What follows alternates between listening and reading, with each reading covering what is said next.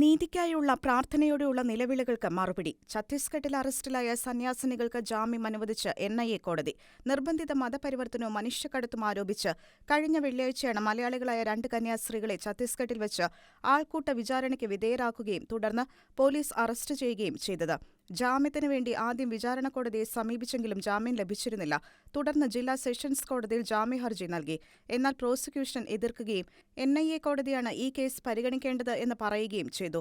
തുടർന്നാണ് എൻ.ഐ.എ കോടതിയെ ജാമ്യത്തിനായി സഭാ നേതൃത്വം സമീപിച്ചത്. മുതിർന്ന അഭിഭാഷകൻ അഡ്വക്കേറ്റ് അമൃതോദാസാണ് കന്യാസ്ത്രീകൾക്ക് വേണ്ടി ഹാജരായത്. അറസ്റ്റിന് പിന്നാലെ രാജ്യത്തിന്റെ വിവിധ സ്ഥലങ്ങളിൽ ക്രൈസ്തവ സഭകളുടെ നേതൃത്വത്തിൽ ശക്തമായ പ്രതിഷേധം ഉയർന്നിരുന്നു.